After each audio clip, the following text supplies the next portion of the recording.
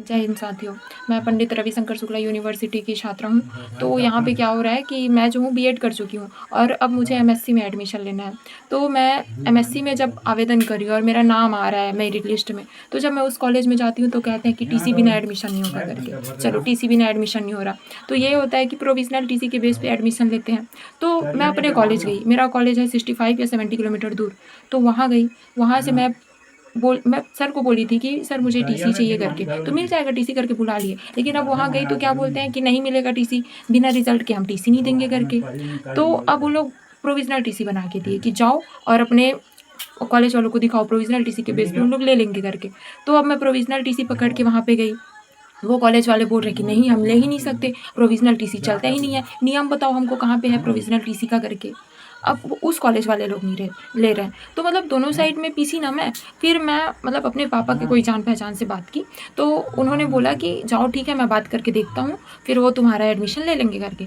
अब वहाँ के अध्यक्ष थे, मतलब उस कॉलेज के संत गुरु घासीदास कॉलेज के अध्यक्ष थे। तो फिर से मैं गई, अब मतलब बातचीत किए तो हाँ तुम्हारा एडमिशन हो जाएगा, जाके वहाँ ले लेना करके।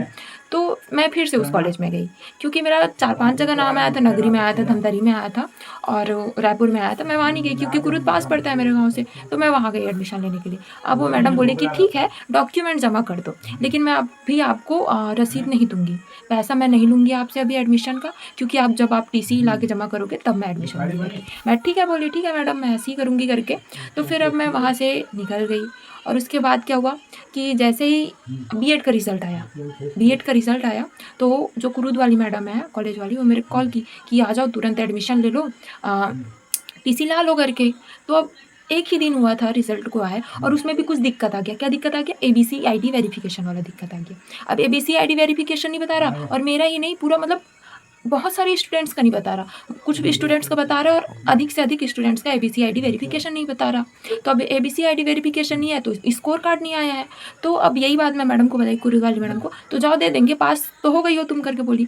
तो मैं सर के पास कॉल की, अपने कॉलेज के बीएड कॉलेज के, तब सर बोले मेरे को कि ठीक है आ जाओ करके। अब मैं वहाँ गई तो मेरे क्या बोलते हैं कि पास फेल के बेस पे हम आपको टीसी नहीं दे सकते, आप अपना स्कोर कार्ड लाओ तब जाके हम आपको टीसी देंगे।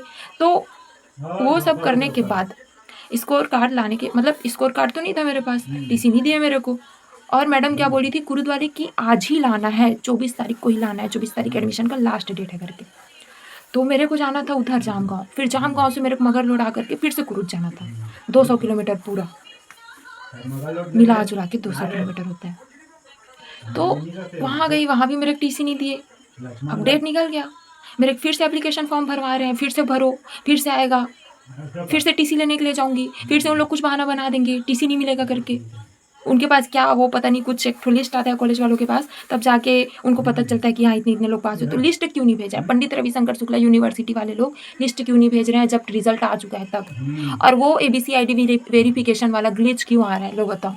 स्टूडेंट्स को ऐसे ही समझ के रखे हैं सारे के सारे, हम लोग को कितनी परेशानी होती है। अच्छा हो रहा है वहाँ पे जंतर मंतर में अनशन हो रहा है, वैसे ही अनशन छत्तीसगढ़ में भी होना चाहिए, ताकि समझेंगे स्टूडेंट्स लोग को।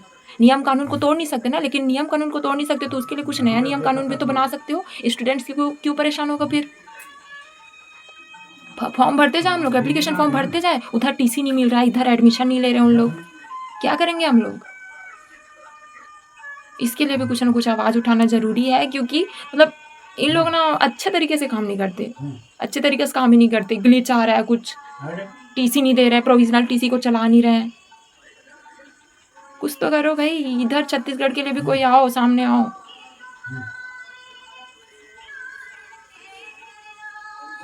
बस यही कहना चाहती थी मैं, और बहुत मतलब टेंशन आ चुका है। टीसी देंगे भी कि नहीं देंगे, विचार है उन लोग को टीसी देने में कि नहीं है, मेरे को पता नहीं क्या आएगा कब आएगा। अब स्कोर कार्ड भी आ चुका है मेरा, स्कोर कार्ड भी आ चुका है, उसके बाद भी लोग टीसी देंगे कि नहीं देंगे उसका कोई अता पता नहीं।